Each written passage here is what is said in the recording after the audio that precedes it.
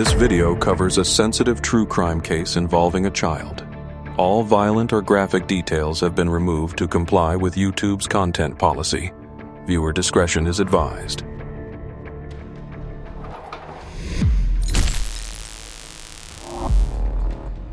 Florida, Jacksonville. Here we meet Maddie Clifton, an 8-year-old girl loved by the entire neighborhood and cherished like family. Maddie lived with her parents, Steve and Sheila, and her sister Jessie. To everyone, Maddie was a child full of energy and optimism. She especially loved sports, particularly basketball, and it seemed she could never stay still inside the house. Friends and neighbors often said it was nearly impossible to keep Maddie within 4 walls for long, because she always wanted to run outside, soak in the sunshine, and play with friends from morning until night, beyond sports. Maddie showed artistic talent from a very young age. She danced with grace and confidence, played the piano with a focus that even surprised adults. There were moments when Maddie stepped onto the stage like a little ballerina, poised and elegant, and just minutes later, she could be seen running across the field, energetically kicking a ball with her peers. It was hard to believe that at 8 years old, Maddie could be both as strong as an athlete and as delicate as an artist. But what family and friends remembered most about Maddie was not only her talent, but her natural kindness and compassion. From a very young age, she could never sit still if she saw another child playing alone. If someone looked lost or shy, Maddie would surely walk up, smile, introduce herself, and take their hand to bring them into the fun. That was Maddie, a little heart warm enough to touch everyone around her, leaving an impression that would never fade. Lakewood Neighborhood, South Jacksonville, November 3rd, 1998. That afternoon, around 5 p.m., Maddie was doing what she loved most, playing outside. The game she chose that day was golf, and she kept swinging the ball up and down the familiar street. Lakewood was a close-knit community. Everyone knew each other. Every house felt familiar. Maddie, with her innocence, was a regular face at the neighbors' doorsteps, always knocking to see if any kids could come out and play.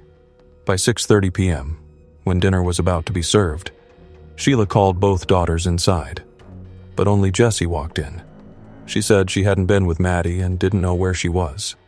The children who usually played with Maddie shook their heads, and no adults in the neighborhood had seen her.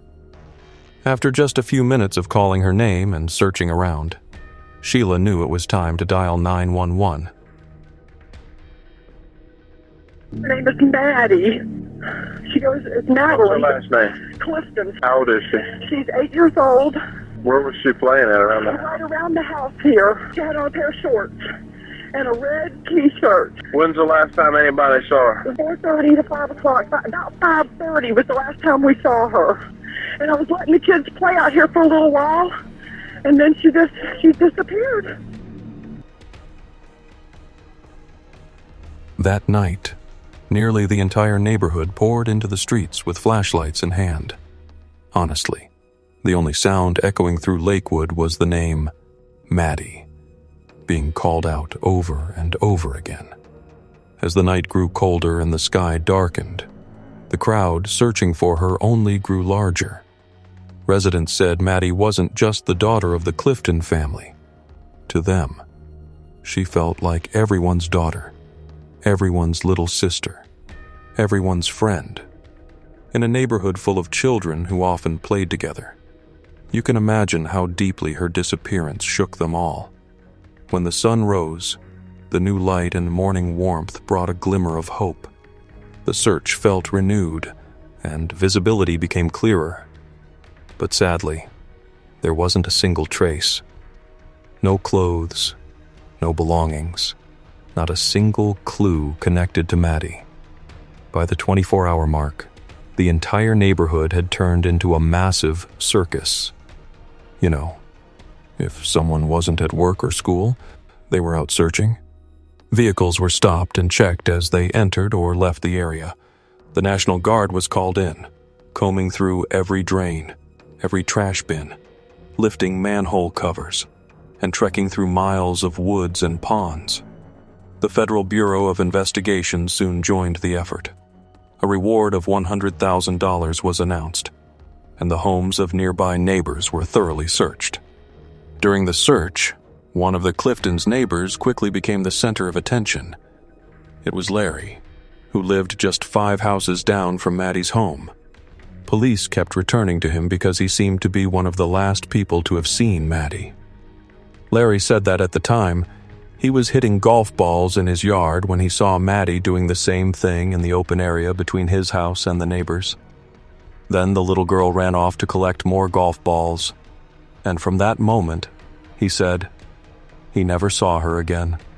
Police questioned Larry about 10 times, one of which lasted 8 hours straight. His past record made him even more of a focus. Nearly 20 years earlier, he had been arrested in 2 separate cases involving serious moral issues, though both charges were eventually dropped. During his interviews with investigators, Larry admitted he had failed a lie detector test but insisted he had nothing to hide. He even volunteered to provide any information or evidence needed and fully cooperated. Larry himself recognized he had become the prime suspect. "I'm the main focus of the investigation. I'm 45 years old. I hang out with kids, and I have a record. That makes me a suspect," he said. Meanwhile, detectives spoke with all the neighbors in the area, but only 6 were questioned more intensely, with Larry being the main focus. However, after 4 days of exhaustive searching, the operation in the Lakewood neighborhood officially came to an end. From that point, investigators began focusing on leads that could take them beyond the area. Lieutenant Mark Foxworth, a detective with the Special Investigations Unit, said they had no evidence suggesting anyone had taken Maddie. He explained, "At this time, we don't consider this a deliberate act. There's no indication this is a sensitive case. It could simply be that the child wandered off. Honestly, we just don't know yet. But as time passes, the possibility of something suspicious increases." He added that a week after Maddie's disappearance, a neighbor living just across the street was about to make a disturbing discovery. That neighbor was the Phillips family. Their son, Joshua Phillips, 14 years old, like everyone else, had joined his parents in searching for Maddie day and night. Joshua knew Maddie well. The two often played together and shared games outside in the yard. Hey! Hi. So she's across the street, and then she's also from across the street. Oh my God. Joshua's mother, Missy, walked past her son's room that day while lost in thought. When she glanced inside, she saw the room was a complete mess, with things scattered everywhere. She thought to herself that there was no way she could let him sleep in that condition. So she grabbed a trash bag and began cleaning. On the nightstand, she noticed one of the flyers searching for Maddie, the same ones that had been hanging all over the neighborhood for days. Joshua had a waterbed, and as she bent down to pick things up from the floor, she noticed something odd. For the past few days, Missy had smelled a foul odor, and now she believed the cause was a small leak in the waterbed that made the room damp and musty. When she lifted the mattress, she realized part of the bed frame had started to collapse. "How on earth can he sleep on this?" Missy exclaimed when she saw how badly it was broken. She began moving items out to fix it, and as she did, she accidentally noticed something unexpected beneath the frame. When she tried to pull it out, it was stuck. Missy got down on her hands and knees to look more closely under the bed, and at that very moment, she recoiled in utter shock. A sight that left her frozen appeared right before her eyes. She said her eyes instantly recognized what she was seeing, but her mind refused to accept it. Panicked, Missy ran straight out the front door, shouting for a police officer standing nearby and pulling him upstairs. Within minutes, evidence tape covered the area, and the house was filled with officers, investigators, and the sound of radio chatter.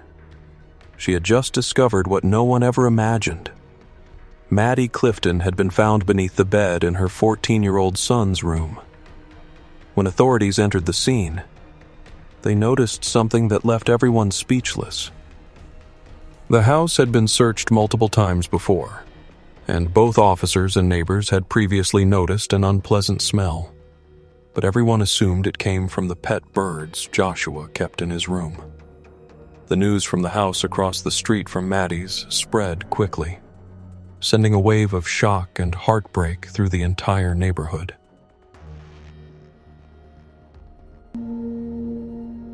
A neighbor calls police to her home across the street from Maddie's home. She's made a gruesome discovery in her 14-year-old's bedroom. A body is stuffed in his waterbed. When news broke that Maddie had been found, the entire neighborhood fell into heavy silence. Right on the familiar street where she used to play, a spontaneous prayer circle formed. Neighbors held hands, many in tears, quietly praying for the 8-year-old girl who had just been found. Soon after, residents, friends, and even onlookers gathered around their TVs to watch the press conference. Then came the official announcement. Maddie Clifton, 8 years old, was gone. People later said the atmosphere that day was so thick that everyone could feel the weight of sorrow hanging over the entire neighborhood. Photos taken at that moment showed deep grief etched on every face. It was truly a dark day for everyone. Veteran prosecutor Bernie Deere, now retired, said this was an especially tragic case that would forever remain in the memory of anyone who lived in Jacksonville at that time. He emphasized, "In history, this is one of the most heartbreaking cases. There's no question about it. Everyone talked about it," he added. "When a little girl goes missing and is later found to have passed away, I don't think there was a single person who didn't know, didn't pray, or didn't try to help find her." In front of Maddie's home, boxes of flowers, colorful balloons, food, and the old missing posters were placed along the walkway by residents. Anyone who could help, even in the smallest way, found a way to contribute. In that moment, Jacksonville became a community bound together by tragedy and love for an 8-year-old girl. We found Maddie Clifton this morning at about 7:30 a.m. She was dead. When facing the press, Sheriff Nat Glover had to fight to keep his composure. His voice trembled, as he had personally followed every step of the search for Maddie. But from that moment, the truth was undeniable. The missing person case officially turned into a special investigation. Grief had to be set aside, making way for legal procedures and detailed investigative steps. Because now, the only goal of law enforcement was to uncover the full truth behind the tragedy of the 8-year-old girl. The forensic results revealed part of that painful reality. The report showed that Maddie had sustained significant injuries before being found in the bedroom. At the scene, investigators collected several valuable pieces of evidence for the case. Maddie's clothing was documented, but forensic testing found no signs of physical assault. This further suggested that the chain of events leading to Maddie's loss was the result of panic and loss of control, rather than a premeditated plan. At the police station, Steve and Missy Phillips were called in to see their son. When hearing the truth, Missy broke down in tears. She couldn't believe that while she was there, across the street, the Clifton family was still praying and hoping it was all just a terrible mistake. Steve looked straight at his son and demanded that Joshua tell the truth immediately.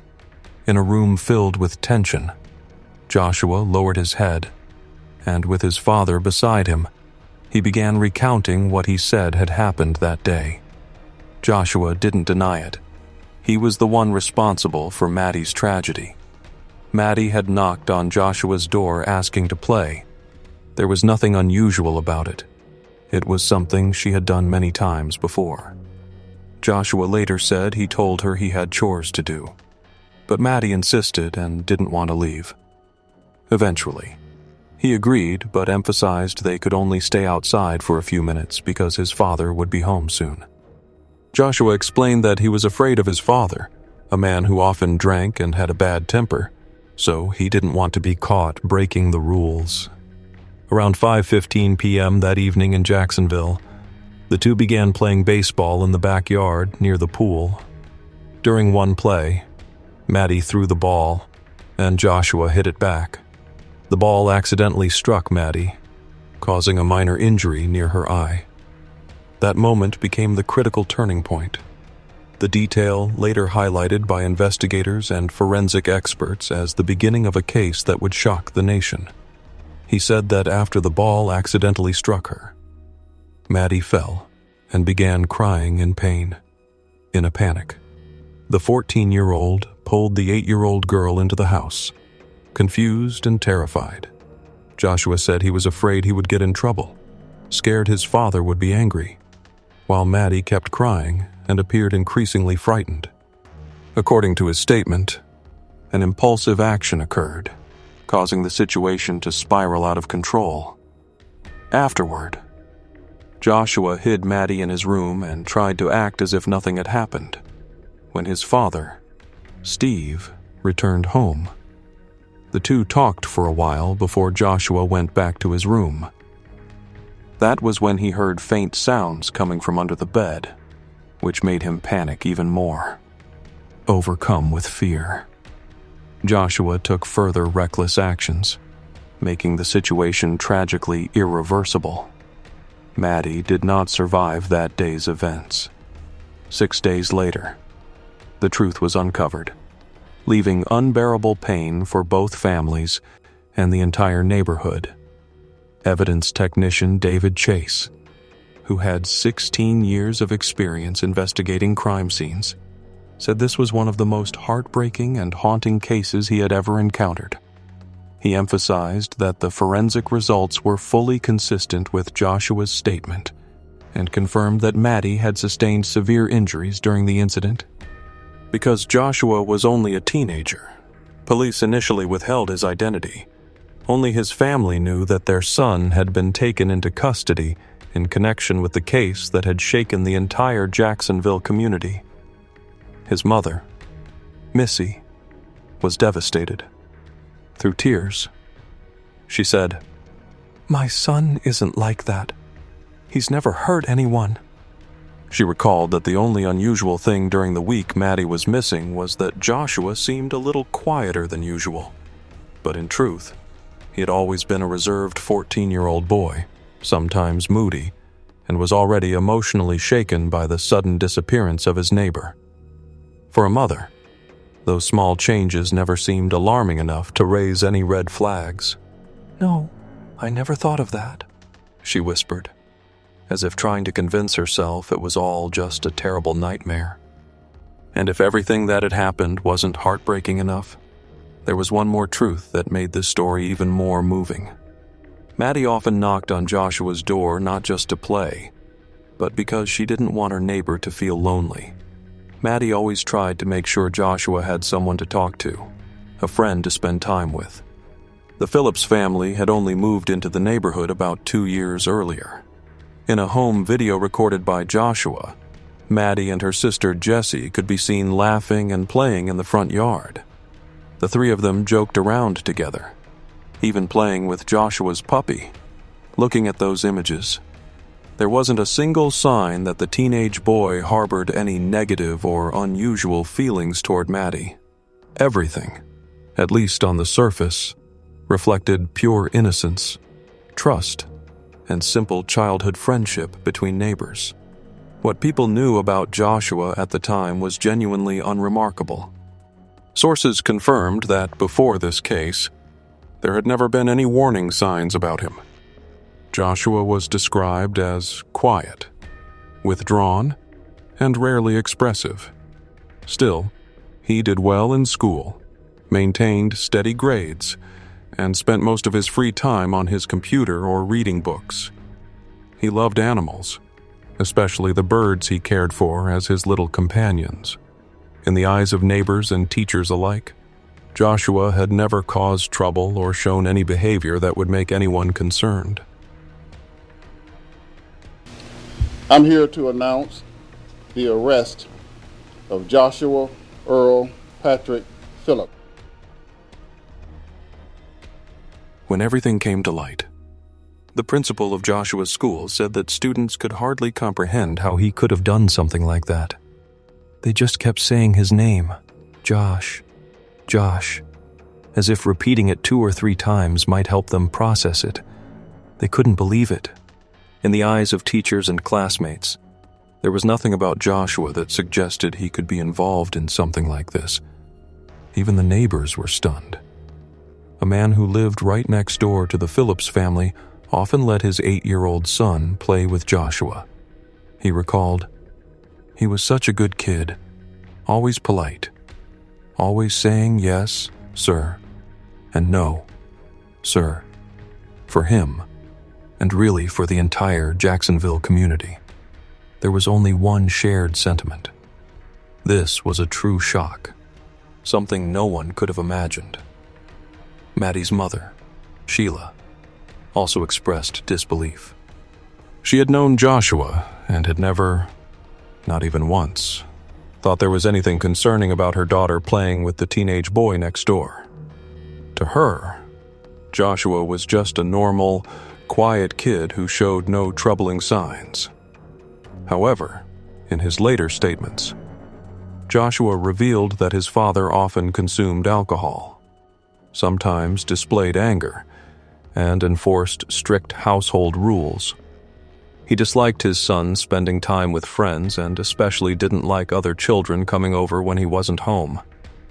Joshua's mother, Missy, said she never fully understood why, but she knew one thing. Her husband seemed to have a harsh attitude toward girls, and she had once prayed to have a son because she feared Steve might not be capable of showing proper affection to a daughter. Joshua admitted, "If I did something wrong, I just wanted to hide from my dad. I didn't want him to find out. And then when everything happened, I felt like there was no way back." His mother, Missy, later said that many people asked, what was going on with that family? How could they not see it? How could they not know? She painfully responded that, in her eyes, there was nothing unusual to notice. I came home from work that night, walked into the house, and everything seemed normal. Nothing felt wrong, but as a parent, I started to wonder, was I too lenient? Was I too strict? Did I miss something? A sergeant who had helped search for Maddie recalled a detail he would never forget. He said he had spoken with Joshua just one day before the truth came out. Joshua, he remembered, was as calm as a cucumber, sitting on his bed, casually petting his small dog, completely indifferent while police and investigators were searching his house. It's hard to believe now that on the nights when the entire neighborhood was tirelessly looking for the 8-year-old girl, Joshua continued living normally in the very room where it all happened. On November 14th, Maddie was laid to rest. The streets surrounding the church and cemetery were packed with people holding hands, quietly saying goodbye and sending love to the family that had endured such heartbreaking loss. As the procession moved, it left behind a long trail of yellow flowers scattered across the road. Many described the scene as an endless sea of mourners, with purple balloons mingling among yellow petals, the two colors forever tied to the innocent memory of the little girl. It wasn't just a memorial. It was a moment when the Jacksonville community came together to honor an innocent victim who left this world far too soon. As you are aware, Joshua Phillips, age 14, has been arrested and is in custody at the Juvenile Detention Center. He was arrested for the murder of Maddie Clifton, which occurred on November the 3rd, 1998. This Thursday, the case will be presented to the Duval County Grand Jury. I will urge a first-degree murder indictment be returned. He will be tried as an adult. 5 days after the funeral. On November 19th, a grand jury officially handed down serious charges against Joshua. State Attorney Harry Shorstein announced that the 14-year-old would be tried as an adult. In his statement, he emphasized, "The people of Jacksonville can be assured that every necessary resource will be used to ensure that the person responsible for the tragedy of Maddie Clifton is brought to justice. This case has not only shaken me but has deeply affected our entire community." Due to intense public pressure and widespread attention in Jacksonville, Judge Charles Arnold decided to move the trial to a different location. 1 year later, Joshua Phillips officially stood trial. The defense team sought to portray him as a teenager raised in a tense household where he had to walk on eggshells, constantly afraid of doing something wrong. They argued that Joshua had lived under strict control from his father, in a state of constant fear, and that when the incident with Maddie occurred, that fear and panic took over, leading him to lose control. In their view, Maddie's death was not an intentional act but a tragic accident that spiraled further out of control because of fear and emotional chaos. Joshua Phillips is not a monster, the attorney stated. He is a frightened teenager who made a terrible mistake in a moment of panic.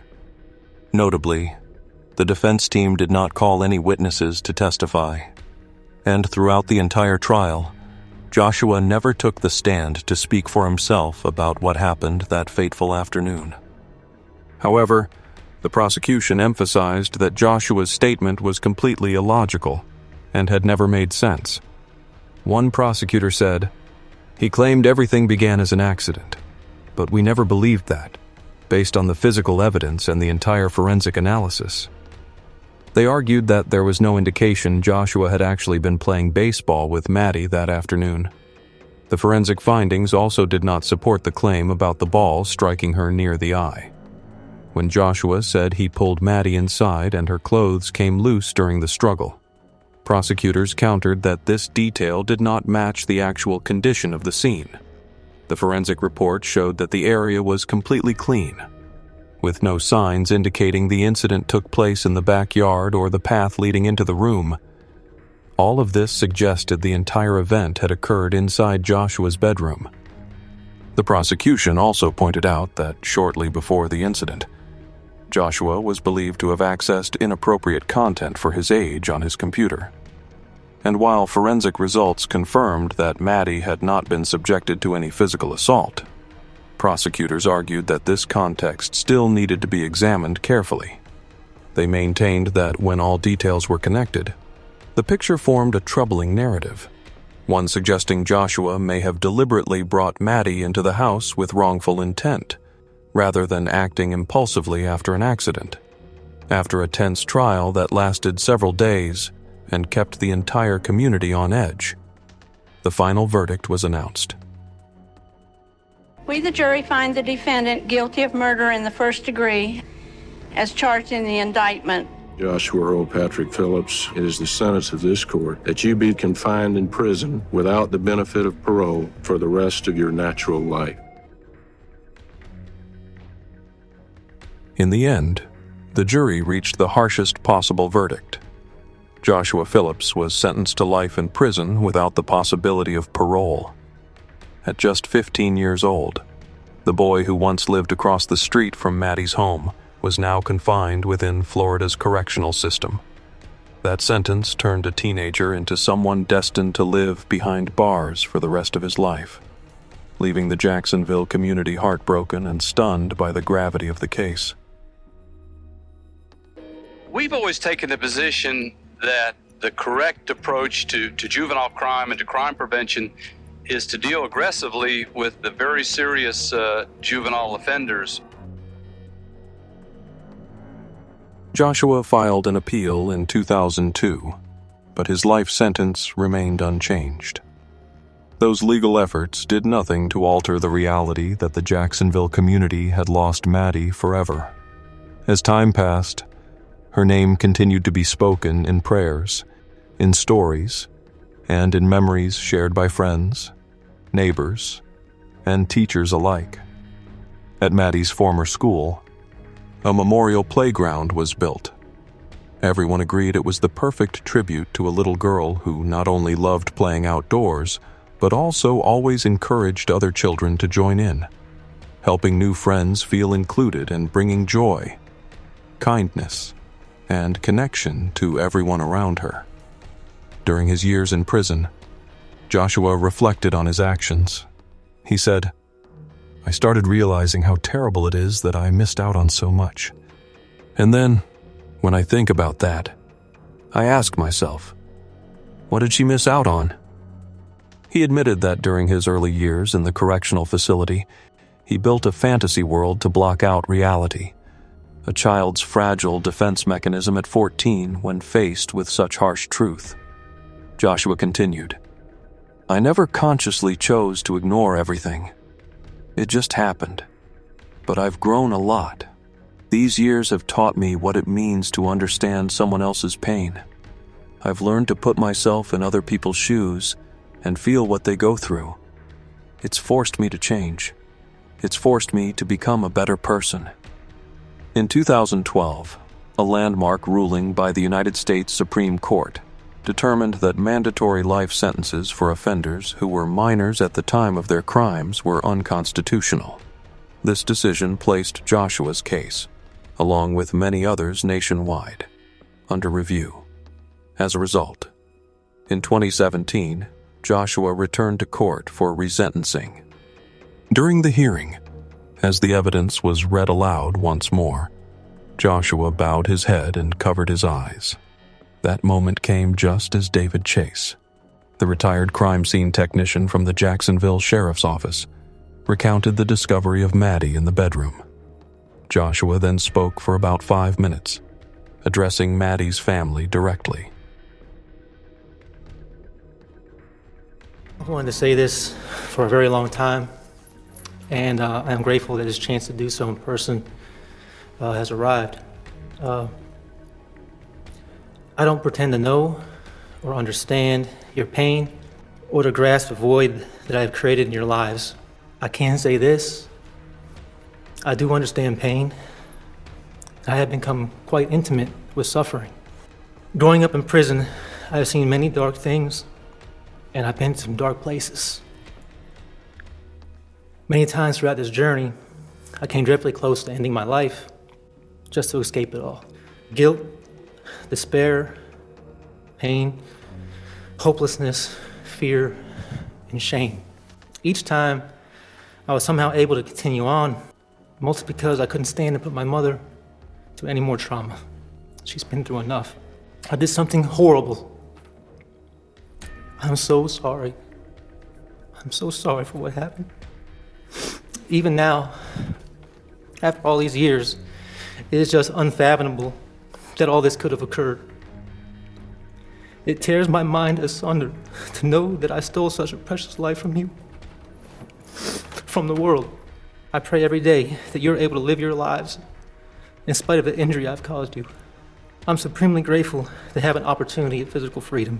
Yet any joy that arises in my heart is immediately tempered by the knowledge that these proceedings bring all involved once again, face to face with the horror that occurred in 1998. When I walked the rec yard here in chains, I looked to the sky through mesh wiring, and I thank God repeatedly for giving me hope. My next breath is always devoted to wishing peace and healing upon you all. My hopes, fears, and wishes probably mean nothing to you, but they are there all the same. May you know peace. May you be free from suffering. May God bless you and heal your wounds as much as possible. Thank you, Your Honor.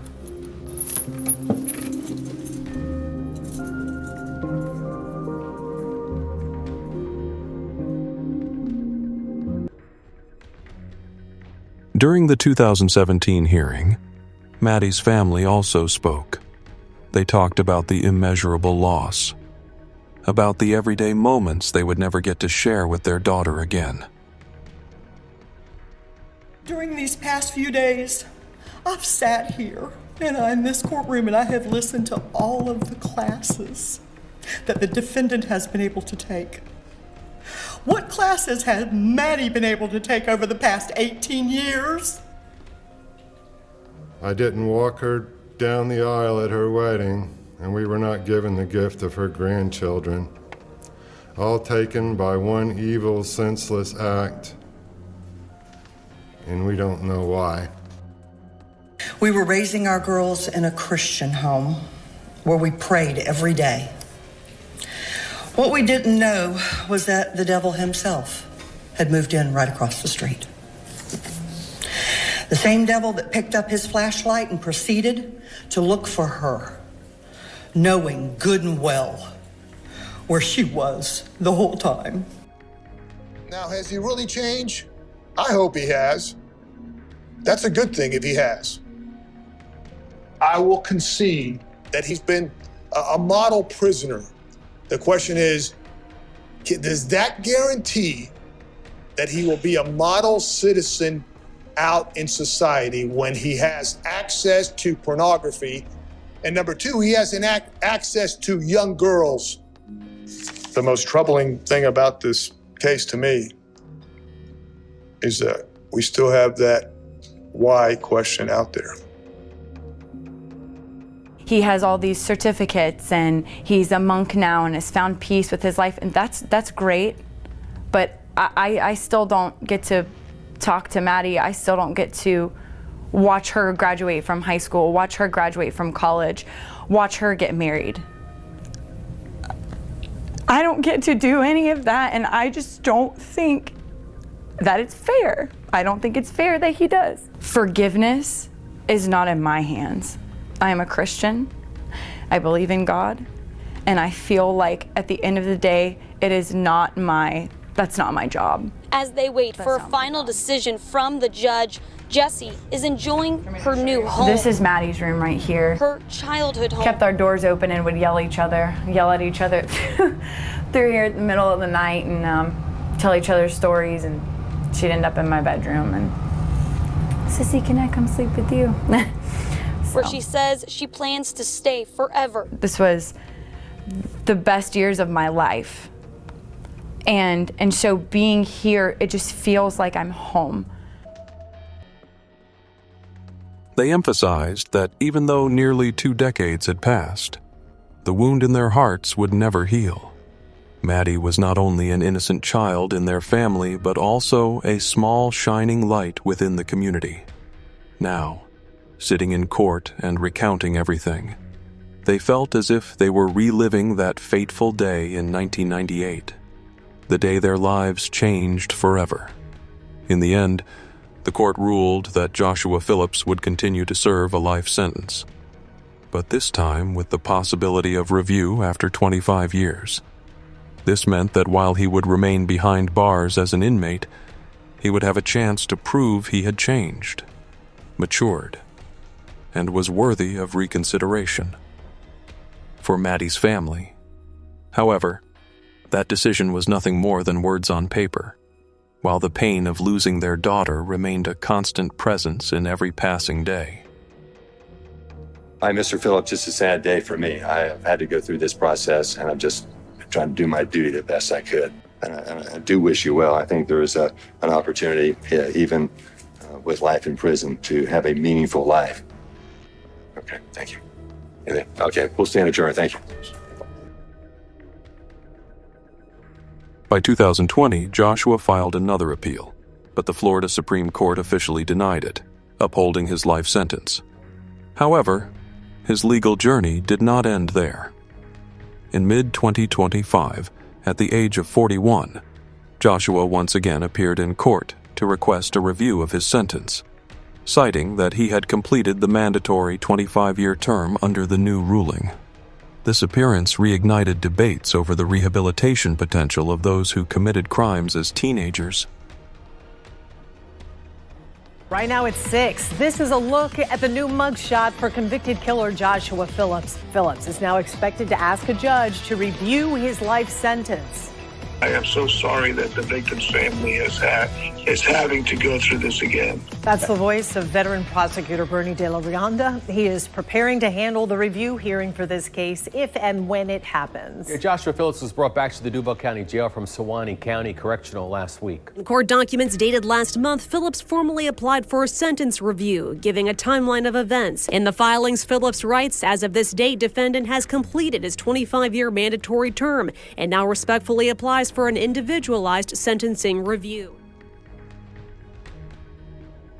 At present, the case remains active within the court system, and the public continues to follow its developments closely. But for Maddie's family, every time Joshua appears in court, it means they have to return there too. Not just physically, but emotionally. As if being pulled back to 1998, the year the tragedy took their 8-year-old daughter. Each hearing reopens painful memories, forcing them once again to face an unhealable loss.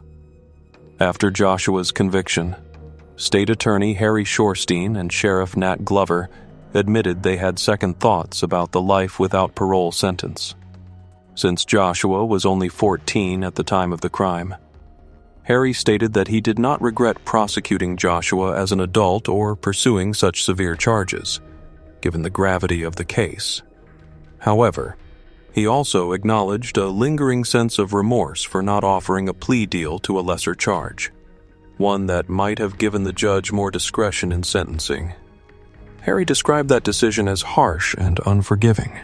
He added, "If there's ever a case that deserves to be considered for clemency or a chance at parole, this is the one. Not to act on it today, but to open the door for reevaluation in the future. When a loss occurs, especially one as heartbreaking as this, everything big changes. And even the smallest details of life are never the same. The silence that follows rings like a deafening bell." That's how Jessie Clifton, Maddie's sister, described the impact the tragedy had on her life. Jessie admitted that after 1998, her path changed completely, to the point where she gradually lost her sense of identity. As a child, she was a bookworm, someone who didn't fit in with the popular crowd and was often teased at school. But after Maddie's death, every gaze turned toward her. Suddenly, she became the center of attention, not known as Jessie Clifton anymore, but as Maddie Clifton's sister, a name forever tied to loss. Jessie said the hardest part was learning how to live with the pain while also trying to grow up and rediscover who she was. She felt trapped in memory, unwilling to let go of her sister, yet needing to build an independent life. Trying to navigate between memory and the present has become the greatest challenge of my adulthood, Jessie shared. Missy Phillips, Joshua's mother, also went through a journey marked by loss, a journey that eventually brought her closer to Jessie. 2 years after Joshua was sentenced, her husband, who was also Joshua's father, passed away in a car accident. The shock nearly caused Missy to withdraw completely from the world. Traveling back and forth between Jacksonville and North Central Florida, hoping to rebuild her life from the wreckage. But Jessie, carrying the same warmth and kindness that Maddie once had, began visiting Missy's home regularly to walk her dogs. Some afternoons, Jessie would sit by the window, waiting for Missy to return, then rush out to help her carry things inside. Those small yet thoughtful gestures made Missy feel she wasn't alone, despite the judgmental stares she often faced. Jessie spoke of Missy with rare compassion. "She's a sweet, kind person. She doesn't deserve what happened to her." I could tell she felt like everyone had turned their back on her. She was the first person to discover the truth about Maddie, and I can't even imagine the pain of facing that loss while realizing it involved her own son. That's a burden no mother should ever have to carry. Years after the tragedy, Missy Phillips has continued one small but meaningful gesture. Every Christmas, She sends a greeting card to the Clifton family. In earlier court hearings, one image that deeply moved many was seeing Sheila Clifton and Missy sitting side by side, two mothers bound by immense grief. Sheila said simply but powerfully, "She's a mother. She's a mother." Those words reflected understanding that transcended anger, because only mothers can truly grasp the depth of such loss. For her part, Missy shared, "We share a common sadness, but as mothers, I think we understand each other's hearts. If the situation were reversed, I believe she would do the same as I'm doing. I can't change what happened. All I can do is keep going, keep supporting my son, because he still has a chance to change, and I believe everyone deserves the opportunity to become better." After years of trying to heal, Maddie's parents, Sheila and Steve Clifton, eventually divorced, ending their 25-year marriage that began when they were high school sweethearts. Jesse explained, "Simply put, they handled their grief in different ways, and in the end, they just couldn't come together." She remembered the days when she had to get used to setting the table with only 3 plates, 3 forks, and 3 pieces of silverware instead of 4. "Each time it was really hard," Jessie said. She admitted it took her 3 years to stop automatically setting everything for 4. Later, when Sheila could no longer live in the house filled with memories, she moved out, leaving Jessie to adjust to setting the table for just 2, herself and her father.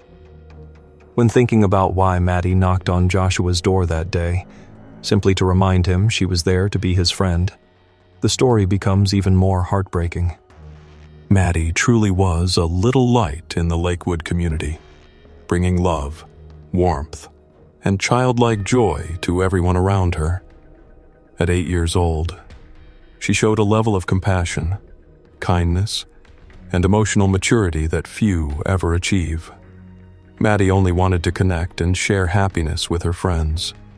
But what began as an innocent gesture on the afternoon of November 3rd, 1998, turned into an unforgettable loss that left a deep wound for her family and the entire community. The story of Maddie Clifton is not just a deeply emotional true crime documentary, but also a social lesson. An 8-year-old girl, full of kindness and always opening her heart to friends, left this world in circumstances no one could have imagined.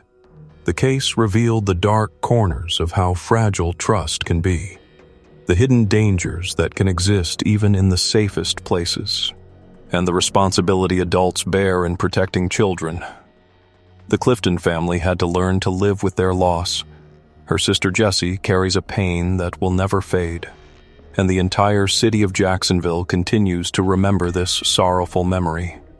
Yet from that loss, Maddie left behind a legacy, a memorial playground at her school where children can laugh and play, just as she loved to do. It stands as a reminder that every child deserves safety, love, and a community ready to protect them. At 8 years old, Maddie became a symbol of kindness and compassion, and that is what ensures her name will never be forgotten. Each time this tragic child case is remembered, people don't just recall the event. They ask themselves, what can we do to make sure no other Maddie suffers the same pain? The message is clear. Teach children about personal safety. Pay attention to small changes in their behavior, and build a community where no child is ever left behind. Maddie may no longer be here, but her story continues to inspire and protect other children if we truly listen and take action. Thank you for staying with us through this haunting story. Every like, share, and comment helps spread the voices of these small victims so more people can know and join together to protect children. Don't forget to subscribe and turn on notifications so you won't miss the next story that needs to be told. See you in the next video, where another truth is still waiting to be brought to light.